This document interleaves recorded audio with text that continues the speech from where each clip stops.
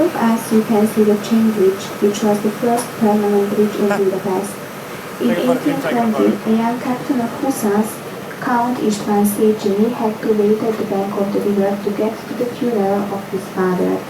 Then the idea came to his mind to build a bridge, and he founded a society for building that.